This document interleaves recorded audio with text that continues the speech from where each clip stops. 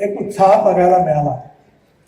जी marathon स्पर्धा आयोजित झाली त्या 10,000 जवळपास लोकांनी खेळाडूंनी भाग घेतला. त्यानंतर ज्या ज्या ठिकाणी आपण स्पर्धा घेतल्या त्या अपेक्षेपेक्षा जास्त झाल्या आणि म्हणून या नागपूर शहर हे स्पोर्ट्स कॅपिटल व्हावं अशी आपल्या सगळ्यांची इच्छा आहे. पण ती जर पूर्ण करायची असेल तर आपल्या सगळ्यांना या ठिकाणी खेळाचं इन्फ्रास्ट्रक्चर उभं केलं पाहिजे.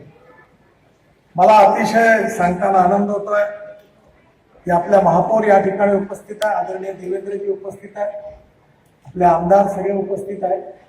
या सगळ्यांच्या सहकार्याने आपण नागपूर शहराची एक मोठी योजना तयार केलेली आहे. यशवंत स्टेडियमच्या तिथे आता आपण मोठं स्टेडियम तर तयार करणारच आहोत, पण त्याचबरोबर स्विमिंग टँक्स, ऑडिटोरियम, सर्व प्रकारच्या व्यवस्था असणारं आजच्या यावर सुंदर असं स्टेडियम आपण तिथे तयार करतोय. नेताजी मार्केट जे आहे तिथे पण आपण खेळाच्या दृष्टीने मोठं मार्केट उभं करतोय. त्यामध्ये पण स्विमिंग टँक ठेवलेला आहे. कॉटन मार्केट आणि संत्रा मार्केट याच्याही भव्य प्रकल्पामध्ये पूर्ण स्पोर्ट्सच्या सगळ्या सुविधा राहणार आहे. त्याचबरोबर पारडीला NHI तर्फे ते मार्केट उभं करण्याकरता आम्ही 40 कोटी रुपये दिलेले आहेत आणि महानगरपालिकेला आणि त्या ठिकाणी मोठा स्पोर्ट्स क्लब पारडीला पण आपण उभं करत आहे. त्याचंही काम लवकरच सुरू होणार आहे.